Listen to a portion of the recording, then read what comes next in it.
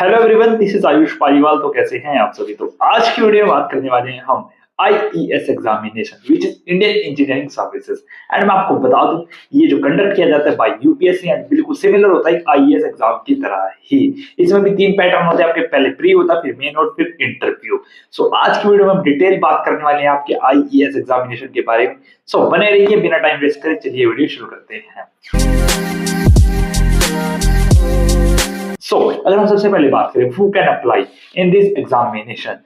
जैसे कि मैंने ऑलरेडी बता दिया आपको, ये कंडक्ट किया जाता है यूपीएससी के थ्रू। आपको बता दूं, इसमें जस्ट आपके पास 4 डोमेन होते हैं। Like ESC is conducted by UPSC to recruit engineer in 4 domain. First one is civil engineer, mechanical engineer, electrical engineer and electronics and communication engineer.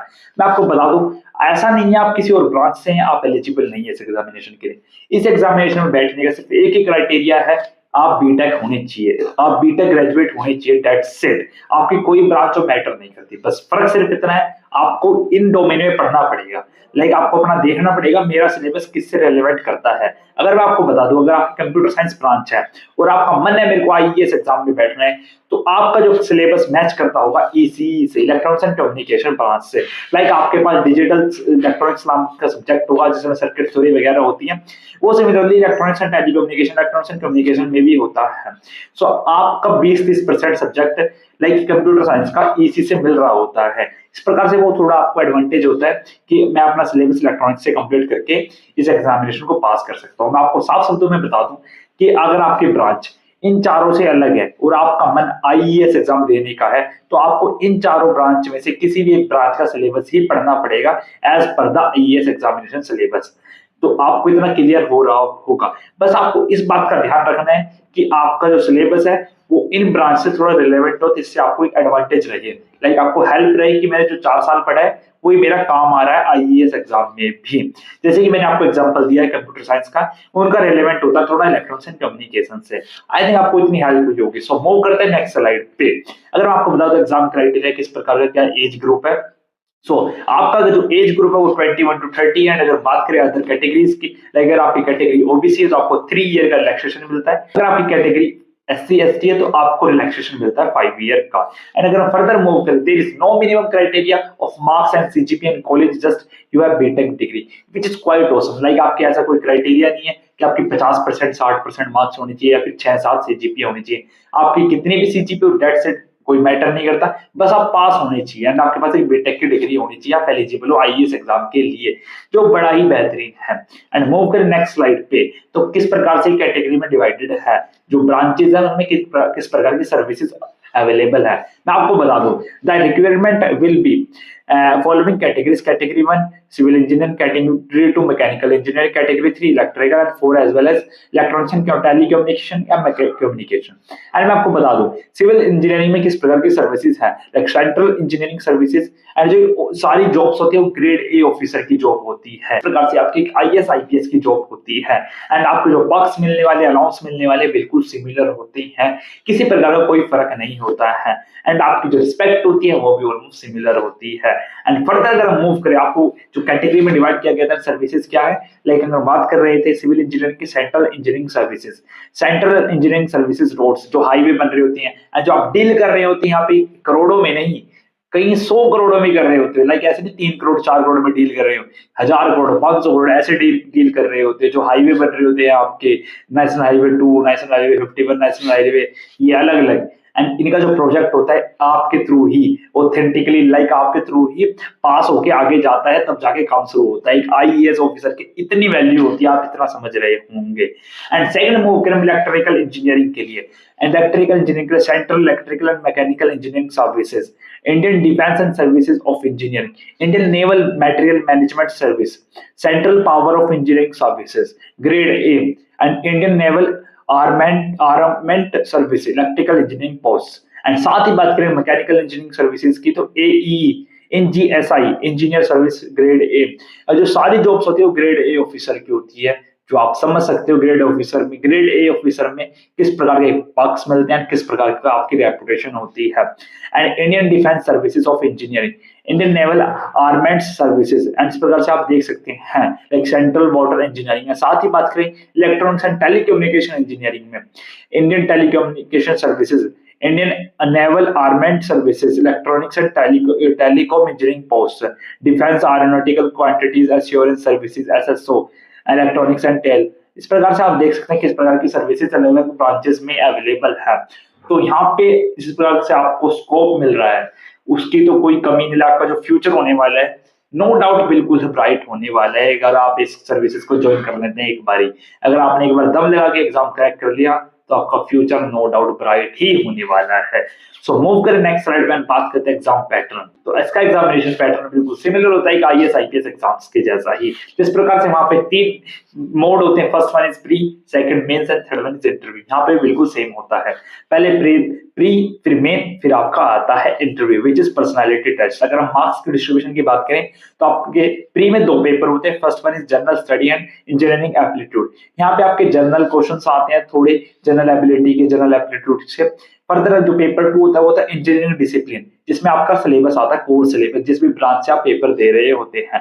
And जो आपका टाइम ड्यूरेशन होता है वो first paper is 2 hour, second one is 3 hour. बात करें marks distribution की तो 200 marks and 300 marks, and overall जो आपका प्री होता है वो 500 मार्क्स का होता है। एंड अगर हम बात करें आप प्री क्लियर कर देते हैं तो उसके बाद आपको देना होता है मेंस, एंड मेंस में बात करें engineering discipline and engineering discipline, दोनों पेपर 3-3 घंटे के होते हैं और दोनों ही 300 मार्क्स के। इस प्रकार से आपका pre and mains sum up हो जाता है। एंड इसके बाद होता है आपका फाइनली 200 मार्क्स का interview which is a personality test. Overall आपका जो टोटल मार्क्स हो जाते हैं 1300। आई थिंक आपको एग्जाम पैटर्न बिल्कुल क्लियर हो रहा होगा। सो अगर हम मूव करें नेक्स्ट स्लाइड पे एंड बात करते हैं आपको किस प्रकार की सैलरी मिल रही होगी जब आप आईईएस सर्विसेज ज्वाइन कर रहे होंगे। सो मैं आपको बता दूं आपकी इनिशियल सैलरी भले ही कम हो, बट जिस प्रकार से आपकी ग्रोथ होती है ना वो आपकी प्राइवेट सर्विसेज में भी नहीं होती, आपकी प्राइवेट जॉब में भी नहीं होती, जिस प्रकार की ग्रोथ आपको यहाँ पे फर्दर मिल रही होती है।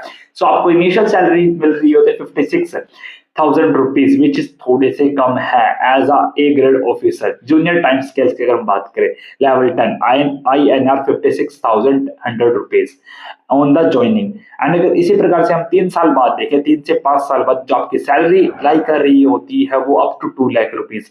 एंड अगर हम बात करें फर्दर 10 to 15 ईयर लेटर आपकी सैलरी 78K से 2,09,000 रुपीज लाई कर रही होती है। इसी प्रकार से आपकी 10 से 15 साल बाद सैलरी ना करके भी आपकी 1.5 लाख से ऊपर हो जाती है which is awesome.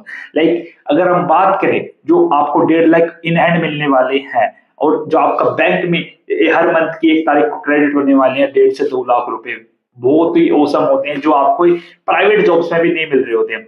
So I think आपको सैलरी वाला पॉइंट क्लियर हो रहा होगा कि इनिशियली आपको 50-60 हजार में थोड़ा सेटिस्फाई करना पड़ेगा, but after 4 to 5 year 10 years later आपकी सैलरी ना करके 1.5 लाख रुपए प्लस कर रही होगी। अगर हम बात करें ऑलमोस्ट 10 to 50 ईयर लेटर आपकी सैलरी 1 लाख क्रॉस कर रही है विच इज ऑसम। एंड अगर हम मूव करें नेक्स्ट स्लाइड, किस प्रकार के आपका पार्क्स एंड अलाउंस मिल रहे होते हैं। आई थिंक इस स्लाइड के बाद आपका मन गार्डन हो जाएगा। सो हम देखें सबसे पहले आपको मिलता है रेजिडेंशियल क्वार्टर और हाउस रेंट अलाउंस, मींस आपको रहने के घर मिलेगा और आपको रहने का किराया भी मिल रहा होगा अगर आप वहां पे नहीं रह रहे हैं तो। लेकिन अगर आप अपने खुद के घर में रहते हैं तो आपको हाउस रेंट अलाउंस मिल रहा होता है। एंड अगर आप रेंट रेजिडेंशियल लेते हैं, क्वार्टर से लेते हैं तो वहां पे भी रह सकते हैं। डियरेंस अलाउंस मिलता है, ऑफिशियल व्हीकल मिलती है आपको, खुद की Scorpio, Bolero and the Fortuner मिल रही होती है जो बड़ा ही सही होता है। लाइक आप सरकार के तेल पे घूम रहे होते हैं, समझ रहे हो। एंड फर्दर बात करें ग्रेट्युटी, एजुकेशन अलाउंस मिल रहा होता है आपको। अगर आप खुद भी फर्दर पढ़ना चाहते हैं तो आपको गवर्नमेंट हेल्प करती है। मेडिकल फैसिलिटी मिलती है जो आपको एक प्राइवेट सेक्टर में बहुत ही कम देखने को मिलती है। एंड पर्सनल असिस्टेंट मिलता है, आपको पीए भी मिलता है जो बड़ा ही सही रहता है। लाइक हमारे पास खुद का पीए है भाई कि वो हमारे सारे का मैनेज कर रहा होता है, मैनेज इन सेंस की वो हमें बता रहा होता है कि लाइक आज हमारी किस प्रकार से मीटिंग है, किस प्रकार से हमारा आज का दिन प्लान है। एंड आई थिंक आपको इतना क्लियर होगा।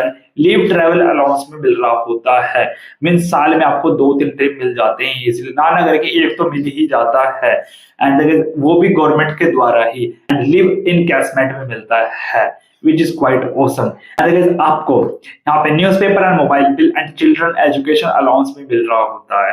एंड जो भी आपको पक्ष दिख रहे होंगे यहाँ पे वो कहीं ना कहीं आपको अट्रैक्ट कर रहे होंगे आईएएस एग्जामिनेशन के टूवर्ड। एंड आई थिंक आपको इतना क्लियर होगा। सो मूव करते हैं नेक्स्ट स्लाइड पे। एंड अगर हम बात करें अब कितने मार्क्स चाहिए भैया, अब ये तो हो गया हमने जाना है आईएएस सर्विसेज ज्वाइन करना है, बट ये बताओ कितने मार्क्स चाहिए मिनिमम। लाइक हर कोई भी बच्चा हो ना मिनिमम सोचता है कि यार कम से कम कितना चाहिए, कम से कम। कोई ये नहीं सोचता कि मैं स्काई इज द लिमिट में, हाँ टॉप ऑफ द लाइन रहूंगा। मैंने क्या होता है कि यार डाउन साइड बता दो कि कितने मिनिमम चाहिए, कितना में मेरा काम चल जाए, क्योंकि कोई ज्यादा मेहनत करना कोई चाहता नहीं है, ट्रू है ना। तो बात करने वाले हैं आपके मिनिमम मार्क्स की, कितने मार्क्स में आपका काम चल जाएगा। सबसे पहले बात करें अगर आपकी ब्रांच मैकेनिकल है तो आपको कितने मिनिमम मार्क्स चाहिए इस एग्जाम को क्वालिफाई करने के लिए। तो आपको ऑन एन एवरेज 745 मार्क्स चाहिए। लास्ट ईयर के अकॉर्डिंग 750 मार्क्स पे आपका सिलेक्शन डन हो गया था आईएएस सर्विसेज में, अगर आपकी कैटेगरी जनरल है। ईडब्ल्यूएस वालों को 10 नंबर कम कर दिया जाए एंड ओबीसी वालों के लिए 20 नंबर और एससी एसटी वालों के लिए 80 से 100 नंबर कम कर दिए जाए, आप जिस प्रकार से देख सकते हैं। एंड अगर हम फर्दर बात करें इलेक्ट्रिकल इंजीनियरिंग के लिए, आपकी जनरल कैटेगरी में 714 मार्क्स, ईडब्ल्यूएस में 729, ओबीसी में 697 एंड एससी में 650 एंड एसटी में 658। लास्ट जो स्टूडेंट एंटर करा था आईएएस एग्जामिनेशन में इस मार्क्स पे। एंड अगर हम बात करें इलेक्ट्रॉनिक्स एंड कम्युनिकेशन की तो जनरल के लिए 651, ईडब्ल्यूएस के 630, ओबीसी 610, एससी 524, एसटी 520। आई थिंक आपको इतना क्लियर हो गया होगा। सो कट ऑफ्स की तो हमने बात कर ली है, सो मूव करते हैं next slide which is thanks for watching. And अगर आपको वीडियो हेल्पफुल लगी है तो डू कमेंट, डू सब्सक्राइब करो। वो जो लाल वाला बटन है उसके साथ स्कैम करो या फिर महफिल जमाओ।